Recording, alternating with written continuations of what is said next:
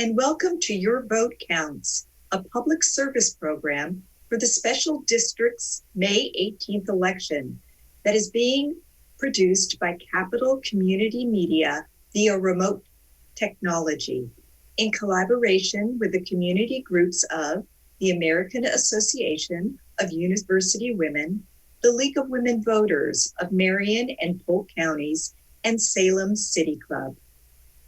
For the Salem Keizer School Board election, all candidates were invited and all accepted. The candidate was asked to prepare a 2-minute opening statement telling about themselves and their qualifications for the elected position. I am Tomika Dew from the League of Women Voters of Marion and Polk Counties, and I'd like to introduce Ross Swartzendruber, running for School Board Zone 1, who will now begin with his opening statement. Good afternoon, Tomika. Thank you very much for your invitation, and I'd like to thank the League of Women Voters also. My name is Ross Swartzendruber, and I am running for the director position for Salem Keizer School District Zone 1. I'd like to tell you a little bit about myself. I was born and raised in the area in rural Salem. I've been here for about 50 years. My parents met in Sheridan, Oregon, and they spoke only German in the home. And so public school helped them assimilate to our culture. Now, my family has been in America for over 150 years, and we've been allowed to maintain our cultural heritage until my parents' generation. And so it was very difficult growing up with not knowing German and learning things in the public school. And that's really kind of what drew me to what we're doing for policy and education. So I grew up on the sheep farm and graduated from Amity High School. I have a degree in biology from Boston University, and I've worked in human therapeutics, and also when I returned home to the sheep farm, I started my own business. So I have experience in the community, about 20 years with my own small business. My wife works at South Salem High School, and 3 of my children are attending school there. And I really want to see a better future for them and the Salem Keizer community. Thank you for that information, Ross. Let's move on to the questions. The questions were developed by the sponsoring groups, and the candidates did not receive them ahead of time. 7 questions have been prepared, and each candidate will have 9 minutes in which to answer them. Not all questions need to be answered, but all the candidates will be given the same questions and the same 9-minute total time, which includes the time to ask or repeat a question. The candidates' responses to the individual questions will not be timed. Now, let's give Ross an opportunity to address some questions and topics of concern to our community. Turning to our first question, if you're elected, Ross, in what areas of the school board responsibilities are you particularly interested? There are quite a few responsibilities as a director. My main interest would be addressing instructional material that we purchase. And that is one of the main functions of a director, is making sure that the students have curriculum that is appropriate. And that's really what I'm interested in, is seeing how we can get away from the online instruction and back more into a human-focused relation between the teacher and the student. Thank you. What effects do you think it will have to elect school board members by zone rather than at large? It's really by zone. the budgets won't be as large for the races. It'll be difficult to know if the zone voting will be representing, the director will be representing the entire city or just the schools in that zone. So I think that's an issue to think about. There are about 130,000 plus voters in the entire district. If you look at zone one, we have, I think 10,000 voters more than the other zones. So at the minimum, we will have to get through the census process to, even out those districts, even out the zones. And when we decide what to do with between zone and at large, at least we should have equal numbers in those zones. In several places in the district policy for the school board, it states that there is to be regular opportunities for public feedback. How is this ensured, and what would you do differently, if anything? Well, that's been an issue, I think, for the school board meetings in the past 6 to 9 months, is the regulation of public comment.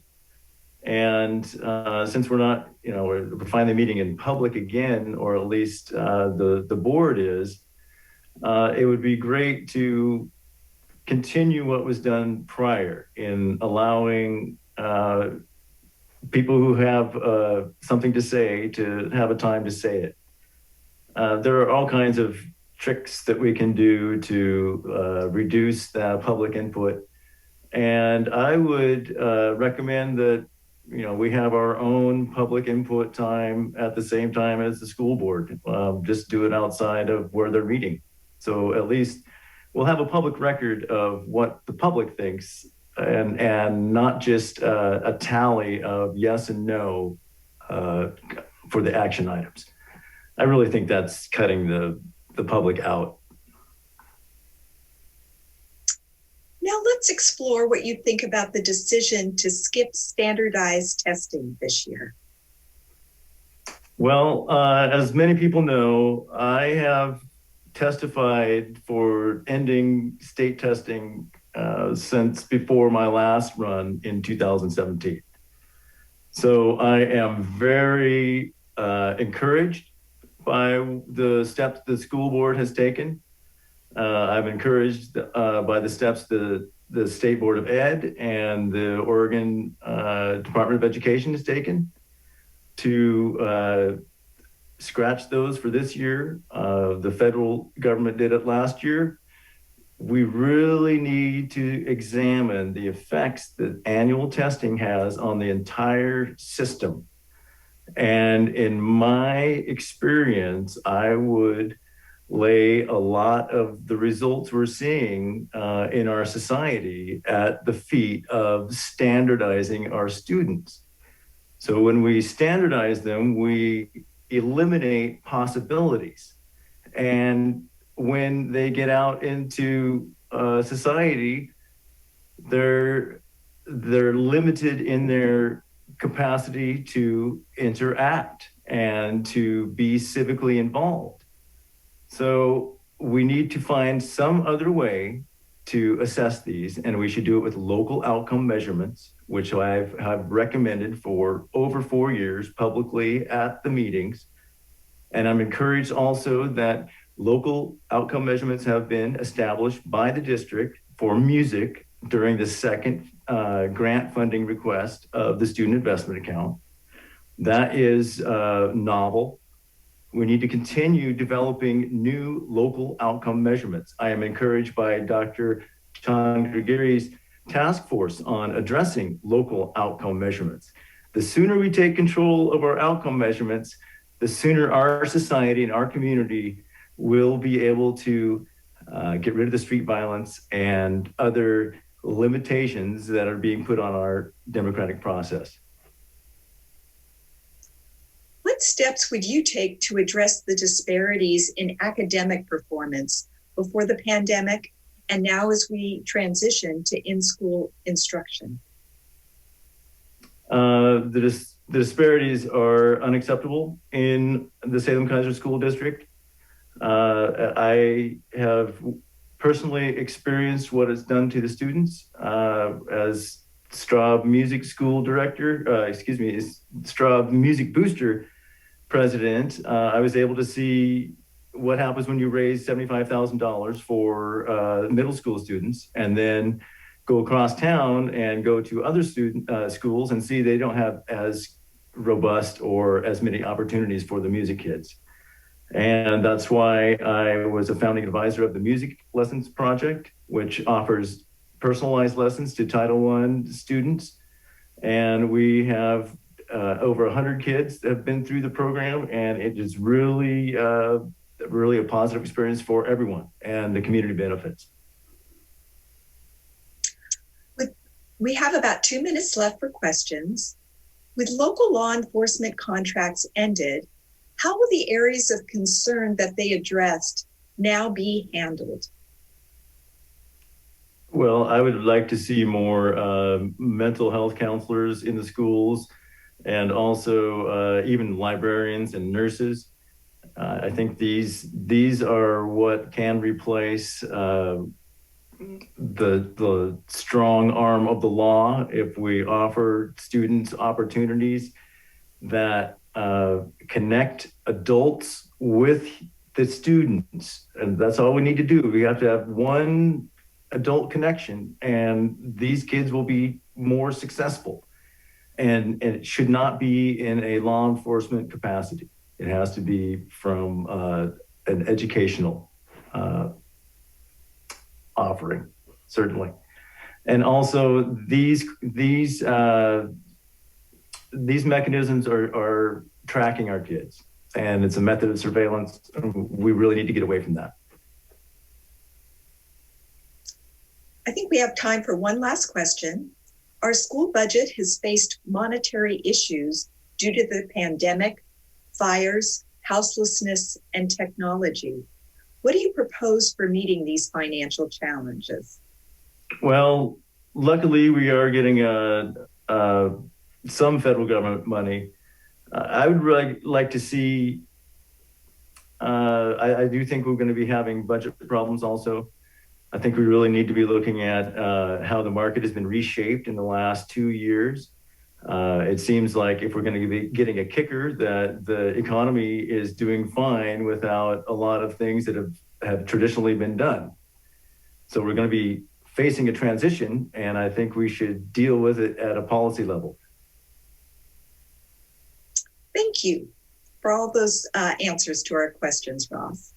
We now invite you to share your closing remarks. Well, once again, I would like to thank the League of Women Voters for putting all this together. It's a great time. It's a great opportunity to speak to the community. I would like to ask voters to take a look at the record of issues that I've been presenting at the board over the past 4 years, and see that they are coming to fruition. So they are happening, and I'm the only candidate who has been pushing this, and it's finally happening. I really want to say that the public process does work. It takes a long time, but legislation is being written, administrative rules are being changed. We are at a transition point, and what we need to do is have innovation. So new ideas on the school board. We have a situation where two opposing forces are trying to control our board, and both have been unable to provide leadership or a community that is safe and healthy. Because I'm looking around and I see closed libraries. I see forced back into school when the infection rates are increasing. So no one is following a pattern other than changing regulations every day. And government by surprise is a terrible way to teach the kids. So that's what I'd really enjoy doing, is working with the community to provide local outcome measurements for our students. And I have experience doing that. Let's get some new ideas going. Thanks. Ross, I want to make sure you have a time to plug your contact information if people want to get in touch with you. Yes, and my website is friendsofross.org, and you go ahead and visit friendsofross.org. You can find out more about my campaign. Thank you, Ross, for our interview today and for sharing your thoughts. Thanks to Capital Community Media for the extensive efforts made to make this program happen. And thanks to you, the public, for watching in order to become a more informed voter. Remember to vote by May 18th because your vote counts.